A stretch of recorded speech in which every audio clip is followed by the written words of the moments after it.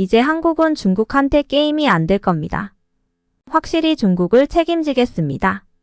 불과 한 달 전 중국 배드민턴 감독으로 임명된 독일인 감독은 밤낮 없이 중국 배드민턴 대표팀의 금메달 획득을 위해 훈련에 매진했습니다. 그러나 중국 체육회에서 거액의 돈을 주며 제발 중국 대표팀을 끝까지 맡아달라고 예언해도 아랑곳하지 않고 뒤도 안 돌아보고 도망치듯 한국으로 왔다고 하는데요.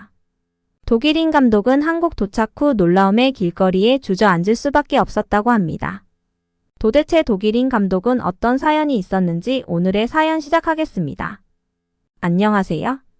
저는 독일 배드민턴 청소년 국가대표 출신 이사벨이라고 해요. 독일은 아시다시피 배드민턴 강국이고 저는 어렸을 때 배드민턴 선수 출신이셨던 부모님 영향으로 배드민턴에 재능이 있었고 각종 세계대회를 휩쓸었죠. 저는 배드민턴 실력뿐 아니라 외모 덕분에 스타가 되었는데요. 키가 크고 팔다리가 길쭉하며 조그만한 얼굴로 스포츠 브랜드 광고 모델로도 활동했었어요. 저는 누구보다 배드민턴에 자신이 있었고 유명해진 만큼 실력도 인정받고 싶어서 경쟁 선수들보다 훈련에 매진했죠.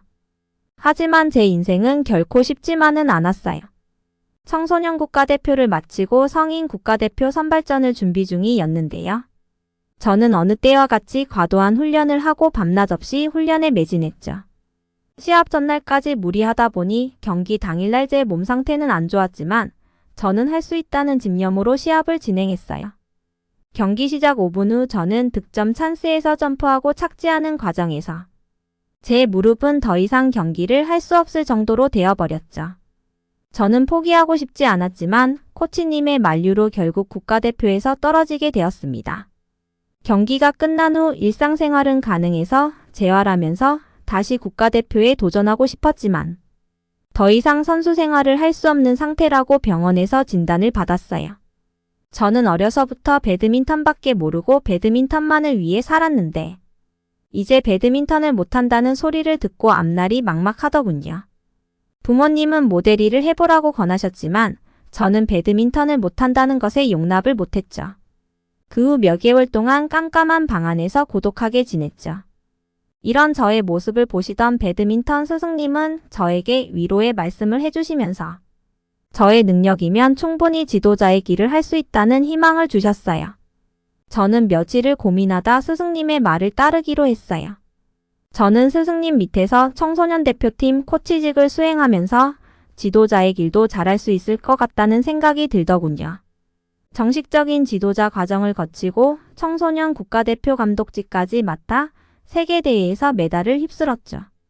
이런 저의 감독 능력을 알고 중국 체육회는 저에게 거액의 계약금과 거절하지 못할 대우를 제시하면서 저에게 러브콜을 보냈어요.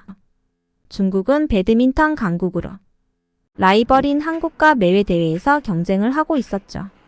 2023년 아시안게임에서 안세영 선수에게 금메달을 뺏기면서 중국의 배드민턴 강국의 자존심이 상해 이번 거액을 투자하면서까지 한국에 뺏긴 배드민턴 강국을 찾고 싶어 했어요. 중국 체육회의 제안에 저는 거절할 이유가 없었고 저의 감독 커리어 도움과 중국 체육회의 배드민턴에 관심은 부족함이 없어 흔쾌히 승낙했죠.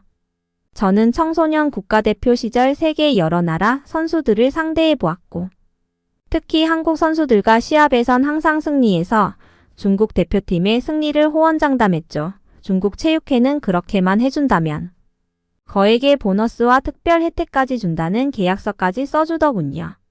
중국의 배드민턴 역사는 길며 탁구 다음으로 배드민턴의 인기는 높다고 해요. 중국의 문화에도 영향이 있으며 배드민턴 대회가 열리면 중국인들은 모두 배드민턴 경기를 시청한다고 하더군요. 국가적으로 대중 스포츠의 위상이 높은 스포츠라고 합니다. 저는 이러한 기대 속에서 중국 국가대표의 훈련을 위해 만반의 준비를 마치고 중국으로 떠났죠. 하지만 중국에 도착하자마자 놀라움에 잠시 그 자리에 멈췄어요. 제가 생각했던 중국의 모습이 아니더군요. 제가 생각한 중국의 모습은 화려하고 최첨단 시설로 편리할 거라고 생각했는데 막상 도착한 중국의 모습은 낡고 복잡스러웠어요. 공항에 나와 도심으로 가니 거기만 화려하고 높은 건물들이 있었고 도심 중심부만 벗어나면 노후화된 시골 모습이나 다름없었어요. 중국 오기 전 중국에 대해 조사를 했는데 너무 다른 모습에 당황했고 선진국이고 아시아에서 제일 발전한 나라라고 생각했는데 거리에 노숙자와 쓰레기가 많고 관리가 안 되는 것 같았어요. 빈부격차도 심한 것 같아서 중국의 첫 모습은 실망스러웠어요. 하지만 저는 여행 온 것이 아닌 중국 청소년 배드민턴 대표팀의 감독을 수행하러 왔기에 배드민턴 성적에만 신경 쓰자고 생각했습니다. 배드민턴 대표팀과 인사 후 저의 각오를 말해줬어요. 세계 1위가 되려면 1위 선수를 본받되 그보다 더 연습하고 발전해야 한다고요. 그래서 현재 세계 1위 안세영 선수를 본받되 그 선수보다 더 열심히 해야 세계 1위 금메달을 딸 수 있다고 말했죠. 하지만 한 선수는 저에게 반문을 제기하더군요. 한국 배드민턴 역사는 우리한테 안 된다. 우리가 방심해서 아시안 게임에서 진 것이다. 실력으론 한국 배드민턴은 상대가 안 된다라고요. 저는 그의 말에 충격을 받았고 현재 중국 청소년 국가대표팀의 실상을 알아버렸죠. 저의 청소년 국가대표 선수 시절 안세영 선수의 실력과 집념을 보고 감탄하고 저 선수보다 더 열심히 해서 세계 1위라는 목표를 가지고 열심히 했는데 중국 선수들은 한국 선수들이 자기보다 밑이라는 생각과 한국을 비하하는 발언까지 해 저를 당혹하게 했어요. 저는 중국과 한국의 자세한 역사를 몰라서 넘어갔죠. 중국 대표팀의 이러한 관념과 생각을 고치기 위해 열심히 훈련을 지도했고 대표팀의 성적 향상을 위해 노력을 했어요. 시간이 갈수록 중국인에게 질리더군요. 청소년 대표단들은 한국은 자기들 밑이라는 생각이 있어 훈련도 제대로 안 하고 지시도 안 따르더군요. 더 큰 건 청소년 대표단 부모님들이었어요. 부모님들은 자기 자식이 대회에 나갈 수 있게 저에게 뒷돈을 주며 특별하게 관리하게 해주길 원했고 훈련 과정에서 참견을 많이 해서 저의 통제권은 점차 사라지고 학교 선생님이나 다름없었죠. 중국 청소년 대표팀의 내부 모습은 개인이기주의로 자기밖에 모르더군요. 훈련 중 다쳐도 자기밖에 모르는 모습에 더욱이 중국 대표팀은 저와 안 맞다고 생각을 했어요. 또 한 달 동안 중국 체육회는 처음에는 관심을 갖더니 시간이 갈수록 무심한 모습을 보면서 하루빨리 대표팀을 사퇴하고 싶었죠. 하루하루 스트레스를 받으며 훈련 중 저는 이제는 더 이상 못할 것 같아서 중국 체육회와 청소년 대표단 부모님들에게 말했죠. 중국 체육회에서는 처음에는 저를 달래주더니 나중에는 사퇴에 대한 배상을 요구하고 배드민턴계에서 영원히 묻힐 거라는 협박을 했고 부모님들은 대표팀 감독이 아니더라고 거액을 줄 테니 자기 자식만 봐달라는 요청까지 해 더욱더 중국에 대한 미련이 없어 도망치듯 독일을 가려고 했죠. 체육회에게 위약금을 지불하고 부모들에겐 사퇴를 알리고 저는 황급히 짐을 싸 공항으로 갔어요. 독일행 티켓을 끊으려고 하는 순간 저는 한국에서 안세영 선수가 참가하는 배드민턴 대회가 있다는 소식을 듣고 한국행 티켓을 끊었죠. 저는 한국행 비행기를 타기 전까지도 고민했어요. 한국도 같은 아시아 국가인데 중국과 똑같을 거란 걱정을요. 중국에서 감독을 할 때 중국인들은 한국에 대해 안 좋은 이야기들만 해줬어요. 치안도 안 좋고 거리도 중국보다 더 더럽고 사람들 인성도 나쁘다고요. 저는 속으로 중국 상황보다 열악하면 어떻게 살지라는 생각을 했어요. 그런 걱정스러운 마음으로 한국행 비행기는 출발했어요.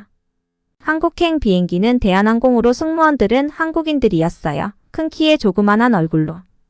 제가 생각했던 동양인의 얼굴이 아니었고 엄청 미인이더군요. 승무원들은 항시 웃음으로 승객들을 응대했고 보는 저도 중국에서 쌓인 스트레스가 조금은 풀리는 듯 했어요. 중국에서 한국까지 비행거리는 약 2시간 정도였는데 2시간 동안 승무원들은 쉬지도 않고 승객들을 위해 열심히 하는 모습을 보고 중국인들이 말한 한국인의 모습은 다르구나라고 느꼈죠. 선수 시절 세계 여러 나라를 다니기 위해 비행기를 많이 타고 많은 승무원들을 만나보았지만 한국 승무원이 제일 친절하고 미인이라고 하고 싶네요. 그렇게 한국에 도착 후 입국 심사 과정에서 놀라운 일을 경험했죠. 저는 한국처럼 빠른 입국 심사를 하는 것을 처음 보았는데요. 그렇다고 대충 하는 것이 아니었고 최첨단 기계로 빠르게 바이오 인식을 해서 저의 정보와 여권의 정보를 대조하였고 신속히 입국 심사를 마치게 되었어요. 제 뒤에 외국인들도 빠른 입국 심사에 놀라더군요. 저는 그렇게 한국에 온 걸 잘했다는 생각을 했어요. 중국 공항은 영어가 잘 되어 있지 않아 길 찾기가 어려웠는데 한국 공항은 영어가 잘 되어 있어 지하철 타는 곳을 쉽게 찾을 수 있었어요. 저는 중국에서 벗어남과 동시에 한국에 왔다라는 긴장감이 풀렸는지 갑자기 배가 아파오기 시작했어요. 저는 황급히 짐을 챙기고 지하철 화장실을 찾아 헤맸어요. 화장실을 찾았지만 화장실의 줄이 길어서 저는 안절부절했고 주머니에 있던 지폐를 꺼내서 기다리고 있었죠. 제 앞에 있던 한국인 아주머니는 저를 보더니 안쓰러웠는지 저에게 먼저 가라고 양보를 해주시더군요. 중국에 있을 때 상상도 하지 못할 광경에 저는 배가 아프지만 또 한 번 놀라웠어요. 중국에서는 양보는커녕 새치기를 하고 뻔뻔하게 제 앞에 섰는데 말이죠.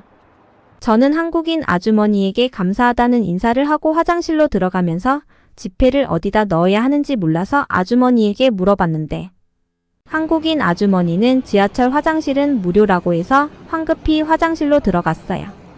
한국의 지하철 화장실은 놀라울 정도로 깔끔했고 변기에 비데까지 있어서 이게 무료가 맞나 생각했어요.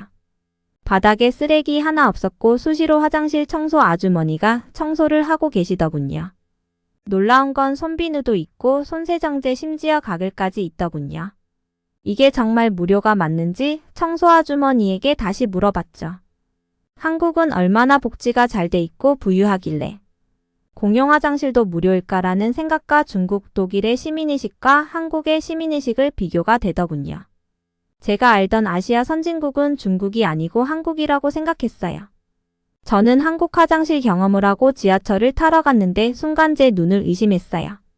지하철을 기다리는 사람들은 한 줄로 서 있고 새치기 하는 사람도 없었고 지나가는 사람의 통행에 방해가 되지 않게 배려하는 모습까지 보이는 걸 보면서 세계대회에서 한국 선수들을 보면 항상 예의가 바르고 상대방을 존중하는 모습까지 보인 모습이 생각이 났어요.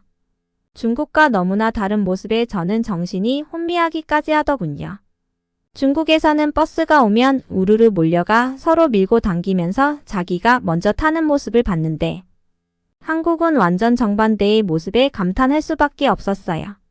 저도 줄을 서고 지하철을 기다렸죠. 지하철이 도착하고 문이 열렸는데 사람들은 바로 안 타고 내리는 사람들이 다 내리면 그때 타더군요. 한국의 지하철 문화에 감동을 받았고 처음으로 보는 광경에 속으로 놀라움을 자아냈어요. 한국 지하철 내부는 사람이 많음에도 굉장히 조용했고 사람들은 질서정연하게 있었죠. 중국에서는 지하철에 냄새나고 중국 사람들은 특히 위생적으로 관리를 안 해. 냄새가 많이 나서 지하철에서 힘든 경험이 떠올랐어요. 하지만 한국 사람들은 자기 위생 관리가 철저했어요.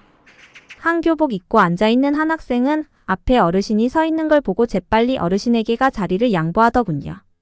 저는 정말 한국 사람의 배려의식에 깊은 감동을 받았고 나도 저런 예의 바른 제자를 가르치면 얼마나 좋을까라는 생각까지 들었어요. 주위를 둘러보니 비어있는 자리가 있었어요. 근데 누구 하나 그 자리를 앉질 않았어요. 저는 궁금해서 그 자리에 가보니 임산부 배려석과 노약자 배려석이었던 거죠. 저는 또 한 번 한국의 지하철 문화에 놀라웠는데요. 중국뿐 아니라 유럽 국가의 지하철은 낡고 오래돼서 관리가 안 되고 한국의 임산부 노약자 배려석은 없는데 말이죠. 저는 안세영 선수가 참여한 시합장에 도착하여 시합을 보고 안세영 선수의 광팬이 되기로 다짐했습니다. 아시안게임에서 보여준 안세영 선수의 불굴의 투지와 포기하지 않는 모습을 보면서 대단함을 느꼈고 저는 한국 국가대표 감독을 꼭 한번 맡아보고 싶었어요. 대단한 나라에서 대단한 선수가 나오는 게 당연하다라는 생각을 했고 몇 년 안에 꼭 태극마크를 달고 한국 선수단과 세계대회에서 메달을 휩쓸고 싶다는 다짐을 했습니다. 생각만 해도 행복했고 독일로 돌아가 열심히 한국어 공부도 하고 배드민턴 커리어도 쌓아 다시 한국에 돌아오리라고 다짐했죠. 이 사연을 보시는 분들은 독일인 대한민국 배드민턴 감독이 오면 꼭 환영해 주시고 저를 기억해 주시면 감사합니다. 오늘의 사연은 여기까지입니다. 끝까지 시청해 주셔서 감사합니다. 이상 한유튜브였습니다. 구독과 좋아요, 알림 설정은 다음 콘텐츠 제작에 큰 힘이 됩니다. 이상 세상의 중심에서 한류의 소식을 전하는 한류투브였습니다. 감사합니다. 사연 제보는 댓글 혹은 메일로 보내주세요. 오늘도 감사합니다.